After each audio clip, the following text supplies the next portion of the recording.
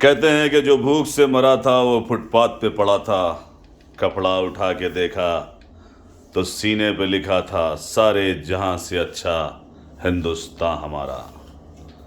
دوستو سو جاتے ہیں فٹ پاتھوں پر پیپر بچھا کر، مزدور کبھی نیند کی گولی نہیں کھاتے۔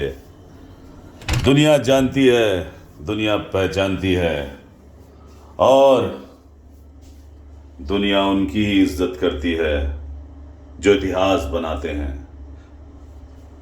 اتہاس کو رچنے والے الگ ہی ہوتے ہیں۔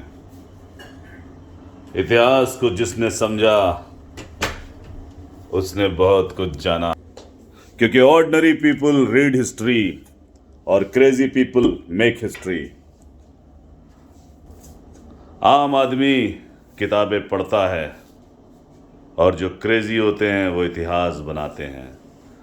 اب اتہاس بنانے والوں کو جاننے کے لیے آپ کو بہت کچھ سمجھنا پڑے گا، بالکل اسی طرح سے جس طرح سے اللہ رب العزت کو سمجھنے کے لیے آپ کو نبی کو سمجھنا پڑے گا، اور نبی کو سمجھنے کے لیے مولا علی کو سمجھنا پڑے گا، مولا علی کو سمجھنے کے لیے امام حسن کو سمجھنا پڑے گا، امام حسن کو سمجھنے کے لیے امام حسین کو سمجھنا پڑے گا، اور ان سب بچوں کو، والد کو، باپ کو، سب کو سمجھنے کے لیے آپ کو جناب فاطمہ کو سمجھنا پڑے گا، کیونکہ گھر کا جو کردار ہوتا ہے وہ سب سے بڑا کردار ہوتا ہے۔ جب یہ پردہ اٹھتا ہے ایک بٹن دبانے سے، تو آپ سوچئے کہ اللہ نے کتنے پردے آپ کے بیچ لگا رکھے ہوں گے۔ کہنے والے کہتے ہیں کہ 7 آسمان کے بعد اللہ رب العزت ہے۔ اللہ رب العزت تو ہمارے دلوں میں ہے، مگر ہمارے دلوں میں لوگوں نے مہر لگا دی ہے کہ ہم اللہ اور اس کی وحدانیت کو سمجھ ہی نہیں پا رہے ہیں، ہم پنجتن پاک کو نہیں سمجھ رہے ہیں۔ آج دنیا قرآن پر آ رہی ہے اور ہم قرآن کو گھر پر رکھ کر بھی پڑھ نہیں رہے ہیں۔ کتنے افسوس کی بات ہے، وہ لوگ جو اپنے آپ کو بادشاہ کہتے تھے، جو بڑے بڑے عالم تھے، بڑے بڑے پیر تھے، کیا سچ کیا جھوٹ کہہ کے گئے، یہ آپ کو سمجھنا ہے۔ اگر آپ نہیں سمجھیں گے تو زندگی بھر افسوس میں رہیں گے۔ اس افسوس کو اب ختم کرنے کا وقت آ گیا ہے۔ آج زمانہ بالکل اسی طرح سے ڈیجیٹل ہو گیا ہے۔ جیسے ایک سمے میں مولا علی لوگوں کو 50 جگہ دکھتے تھے، لوگ سمجھ نہیں پاتے تھے۔ آج جب واٹس ایپ، کمپیوٹر، یہ ساری چیزیں آئیں تو لوگوں کو یہ سمجھ میں آیا کہ ایک سمے میں انسان پوری دنیا میں دکھ سکتا ہے اگر وہ لائیو ٹیلی کاسٹ ہے۔ لوگ واٹس ایپ گروپ بناتے ہیں، ایک سمے میں سارے دوستوں کو بھیج دیتے ہیں۔ مسلمان نماز پڑھتا تھا، جب نماز پڑھتا تھا تو لوگ کہتے تھے کہ یہ یہاں سجدے میں کہہ رہے ہیں، وہاں کوئی کیسے سنے گا۔ آج جب موبائل آیا تو لوگوں کو یہ سمجھ میں آیا کہ ہم یہاں سے بولتے ہیں، آواز پوری دنیا میں چلی جاتی ہے۔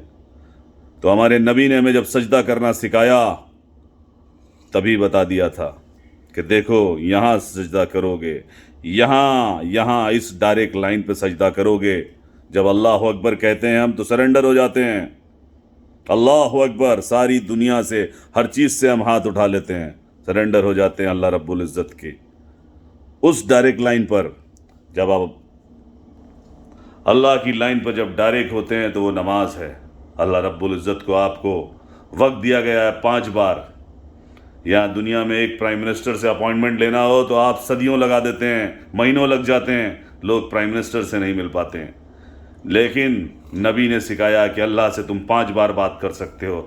جاؤ نماز میں اور کہو بسم اللہ الرحمن الرحیم، الحمدللہ رب العالمین، الرحمن الرحیم، مالک یوم الدین، ایاک نعبد و ایاک نستعین، اہدنا الصراط المستقیم، صراط الذین انعمت علیہم غیر المغضوب علیہم ولا الضالین، آمین۔ جب آپ سورہ فاتحہ پڑھتے ہیں اور اس میں جاتے ہیں تو آپ کو سب چیزیں سمجھ میں آنے لگتی ہیں۔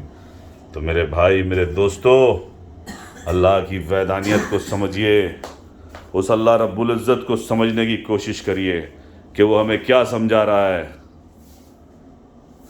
سمجھنے والے 1 منٹ میں سمجھ جاتے ہیں، نہ سمجھنے والے پوری زندگی لگا دیتے ہیں۔ یہ دیکھیے، ہندوستان کی آن اور ہندوستان کی شان بیٹھے ہوئے ہیں، جعفر جیکسن۔ کیا بولنا چاہتے ہیں جعفر جیکسن صاحب آپ؟ السلام علیکم جی، آپ لوگوں سے بس اتنا ہی بولنا چاہتے ہیں کہ خوش رہیے اور لوگوں کو خوش رکھیے، تاکہ اگر آپ خوش رہ سکیں گے تبھی آپ لوگوں کو بھی خوش رکھ سکیں گے۔ بے شک۔ دعا میں یاد رکھیے۔ السلام علیکم۔ اور لوگوں کے لیے کیا بولنا چاہتے ہیں؟ داؤد خان کے لیے، گڈن کے لیے؟ بس یہی میں بولنا چاہتا ہوں کہ جو انسان کو جیسے کہ نہا دھو کے صاف ہو جاتا ہے، تو اس طرح سے اپنے دل کو بھی صاف رکھے۔ کیا بات، دل ایک آئینہ ہے، کیا بات، اگر دل چھا صاف گئے ہے، آپ۔ دل صاف ہے تو سب کچھ صاف ہے۔ کیا بات، چھا گئے آپ۔ تو یہ تھے سید جعفر علی۔ جعفر صاحب کا کہنا یہ ہے کہ دل صاف ہے تو سب کچھ صاف ہے، اسی لیے اللہ رب العزت نے نبی کے دل پہ قرآن اتارا، صاف۔ یہ دل ایک ایسی چیز ہے، اس کو ہمیشہ پاک اور صاف رکھیے، اور دعاؤں میں یاد رکھیے۔ جزاک اللہ خیر۔ میں سکندر مرزا، اللہ حافظ۔ Mughal, the name is enough۔